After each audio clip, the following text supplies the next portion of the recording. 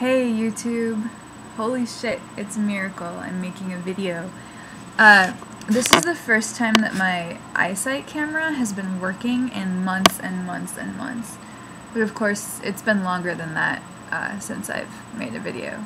Anyway, this might cut out. My camera has been just freezing for since October.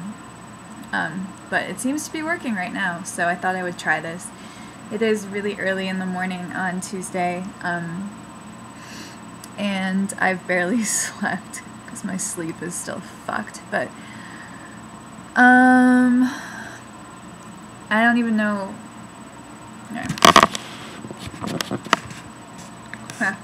Awesome hair. I don't even know where to start, honestly.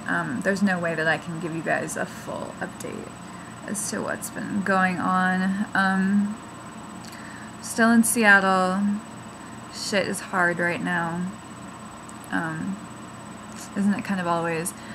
Health-wise, I'm up and down. I mean, I was improving quite a bit last summer into October-ish, and then in November, I started having really extreme insomnia again for the first time in a while, and so I kind of crashed after that. And then following the insomnia bout, I had months, which I'm still going through, of PTSD related to when I was at my sickest, because insomnia was one of my symptoms back then, total insomnia, total inability to sleep, not partial. So that's been really trying. God, I don't even know. I started a job. It's really part-time, so it hardly counts as a job, but it's something. It's the first time I've actually worked in a really long time. It's 8 hours a week or something, it varies. It's at a music studio, acoustic music venue, and it's pretty great. I mean, it's not perfect. I have to deal with perfumed patrons, and it's a customer service job pretty much. I host shows, which is awesome because I get to see shows for free, which is really cool. But I deal with the public. The public sucks often. And when I first started the job, I had this awful experience of seeing someone in the audience who I did not want to see, and the venue is extremely small. It holds about 40 people, and so I just had a continuous panic attack for 4 hours and fucked up the register royally, and almost got fired actually. But then I didn't get fired, and after that the register has been perfect, although I'm a bit stressed about it being perfect, but it's been okay. And my boss seems to like me, knock on wood. But that's been interesting. And then I'm looking for another job, another part-time job, because I need money. Is really terrifying right now. I know I probably said that in my last video a year and a half ago, so now it's just unbelievably scary. Something needs to change. So I'm applying for disability. I didn't think that I was eligible, but it turns out that I might be, that I am, I think. So I'm doing that, and I'm just starting the process. I'm hoping that it will go more quickly than other stories I've heard, because I have quite an intense psychiatric history, so that's what I'm assuming will help me get it, if I get it at all. And then again, I'm also looking for another job. I can't go over a certain amount of income, but I don't think that should be a problem, because I'm not, able to work full-time yet, or even close. So it's just kind of depressing because I'm turning 32 this year. That's really old. And there are so many things that I wanted to do with my life. Back in the day. I think since I've had this illness, it's made dreaming really difficult for me, so that yes, there are still things I want to do with my life, but I don't let myself focus on them too much, because I just can't really handle it emotionally. But recently I've started to think about it again, I don't know how any of it would happen, but I figure that it's a positive thing to have dreams, even if they're completely unrealistic. Because I've been in some really, really dark places recently, and then actually this whole last year, not the whole last year, but starting from last, like, August back to a year before that, was fucking hell. Excuse my language, I've probably been swearing a lot in this video, I apologize. Yeah, especially when it came to housing situations. I had 2 housing situations in a row that were, like, dangerous. And I have this kind of track record over the last 3 years of getting myself into really awful roommate situations and not understanding why or how that happens. But I ended up being kicked out of my house, my apartment last year, about a year ago exactly, and having to go to court, having to hire a lawyer. I was homeless and estranged from my cats, and it was really terrifying. And then I went from that situation, which ended up being fine, like legally, everything was fine. You know, obviously I had like serious trauma from it. So I went from that situation to an even more frightening situation, which didn't end up in court, but I had to get out of there. I was afraid that my ex-roommate was going to hurt my cats, was going to hurt me. Like, it was really terrible. So after that, I just bled to the universe. I made like a really long list of everything I refused to go through again, and an equally long list of everything I was looking for in a housing situation. And I was just like, I am done. I am done with this pattern, whatever this pattern is. Which this is some psychotherapy bullshit probably, but I really did realize that I was replaying out patterns of abuse from my childhood.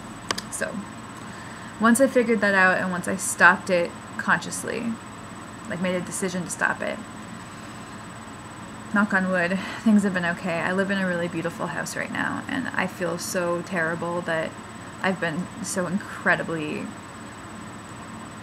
in such a black hole over the last several months, and unable to really socialize in the way that I would like to with my roommate, because she's so amazing. She's really just so kind and accommodating and like concerned and sweet. You know, we've had our little roommate issues, but compared to my past experiences, it's like bliss. The only thing is the rent is pretty steep.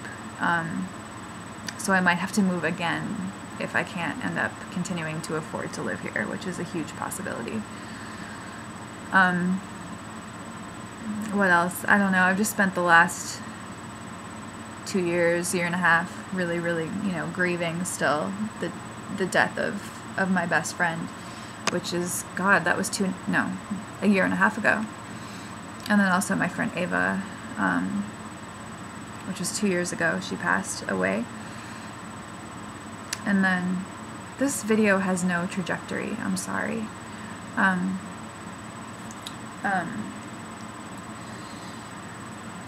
then my first girlfriend, Amanda, you know, we dated when we were 18, freshman year of college, and it was tumultuous and whatever. And we didn't keep in touch. And I mean, there wasn't any bitterness, at least on my end, but you know, she was my first girlfriend, and she killed herself in June of last year. So getting that message via Facebook from a mutual college friend was like the last thing I expected, obviously. And I don't know, there's just been a lot of death and a lot of grief and a lot of revisiting old trauma, and like it's been really difficult. Good news is that I found a therapist after like 2 years of therapist shopping. Not a joke. I finally found a therapist who I really like. It's still really difficult for me to get myself there because I have this like mental block when it comes to therapy. But she's incredible, and she does trauma therapy. She specializes in something called somatic experiencing. And so far I've only had 2 sessions, but I just feel this click with her.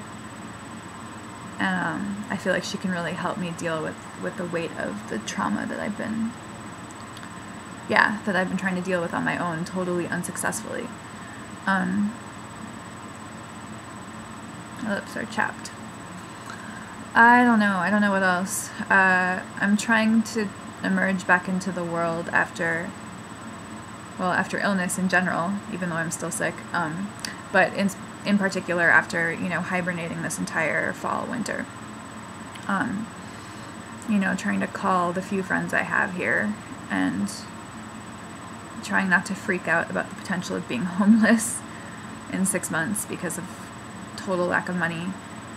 Just trying to have faith. It's a huge test of faith, and I wish that the tests would stop, but they're not yet, so it's okay. I guess I still have a lot to learn. Yeah, that's mostly it. Just trying to figure out a way to make some money and survive and keep my cats and keep some housing, if not this housing, some like safe housing over my head. So yeah, I don't know, I guess that's it really. I hope you guys are doing okay, and I'm sorry for the really, really long absence. I can't promise I'm gonna make videos on a regular basis because I don't seem to be able to promise anything on a regular basis right now. But I will try. I can say that I will try.